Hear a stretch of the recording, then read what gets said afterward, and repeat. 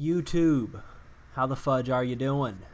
So, I had an idea that I wanted to try out, and I definitely want you guys to let me know feedback, what you think of these videos, and what you think of this. I guess we'll call it a series starting up if you guys really enjoy it. I'll pick the day of the week whenever I can do this consistently, but what I wanted to do was take this opportunity to share stories, I suppose, from my life. I have a full-time job. As many of you know, I manage a retail clothing store. We sell high-end clothing, and I'm the store manager there, but I've been working in retail since about 2009. And a lot of people don't know this, but retail, you see some pretty interesting things, and I think this is true for anyone in any sort of service industry. My heart goes out to anybody that works in the food service industry. You are a far better human being than I am, because God knows I could never do it. Like, people are picky when it comes to like clothes and shit, but when it comes to food, no, absolutely not. So just know that I empathize with you guys, but I have no interest in ever doing that.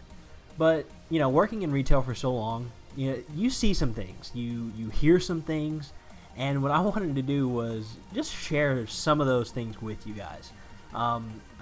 It'll blow your minds, the stuff that I have seen. It will blow your mind, some of the stuff that my friends have seen. But I'll share some that I feel like you would probably get a really good kick out of. And if you guys enjoy this video, if you enjoy the stories, I promise I have some other really crazy ones. So if you guys want more, please let me know. And yeah, let's get started. So first off, the gameplay you're seeing, I just pulled some random gameplay. I decided to capture video of me using Mida and Blink for the first time since probably the April update. Whenever I used to main a Warlock, which was, any of my friends that have played with me for quite some time know that was a very long time ago. I'm talking year one, like pre-House of Wolves, I mained a Warlock. And back then, I used to use Blink pretty much exclusively for my jump. And what I did was I decided, let me try out Blink a little bit more. And also, let me get Mida in, because Mida is just a freaking beast. And so I heard all about it, and I decided, let's take a break from the hand cannons and sniper rifles and go Mida, Blink, shotgun like an asshole. So that's what you're seeing. But let's get into the story. So I guess I'll title this story Me versus the Pepe Le Pew. Now, any Looney Tunes fans out there like myself, Pepe Le Pew, by the way, hate to break this to you, he was the original date rapist, okay? Your boy did not take no for an answer, okay? He was getting that kitty no matter what, okay? I admire his tenacity, but damn, your boy was persistent. So, this store that I work in, okay, like I said, we sell multiple brands, higher end merchandise, stuff like that. Well, it's one night, and one of the things that separates this company that I work for versus other retail clothing stores is that when we suspect something, like someone is shoplifting, we can actually kind of act on it. So we can take it into our own hands and not like get physical or anything like that, but we can make a judgment call about what we think is going to happen, like give us the best result. So in this case, like, sometimes we'll call security, we will confront someone, meaning we will, we've told someone, call them out on them stealing and stuff like that, because that's just how we roll. So I ain't putting up with none of that bullshit. So this is one, I believe it's like a Friday night, and this happened years ago. I was working in a pretty big mall, okay, and a bigger mall typically means more traffic, so you just see a lot more different kinds of people. So I'm closing one night, and it's me and then my old assistant manager, and there's this guy in the store who is like, he looked like, I think I saw him on To Catch a Predator. I saw him on one of the episodes, I swear to God. He's the type of guy that you don't see within 500 yards of a school. And I'll tell you why in a second.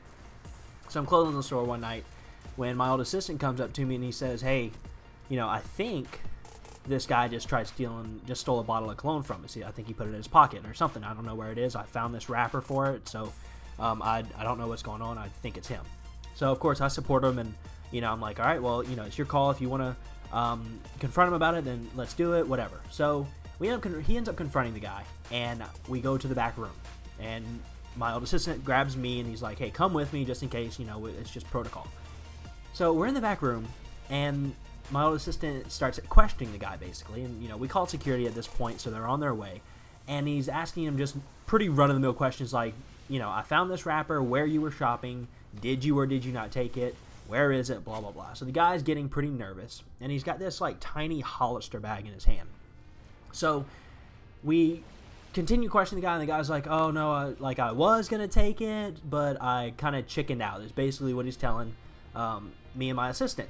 And he's like, I left it by this accessory, tower, and it's over there on the floor, I promise, blah, blah, blah. So security arrives, and security hangs in the back room with me and this, to catch a predator looking motherfucker, and just kind of waits with us, and security's questioning him a little bit more.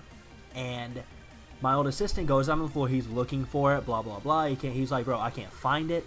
Where did you put it? What is going on? So he goes back onto the sales floor to look. And at this point, security's like, look, if you got it, you need to, say something, whatever. Dude finally gives, okay? And he pulls this cologne out of his pocket, one of his cargo short pockets.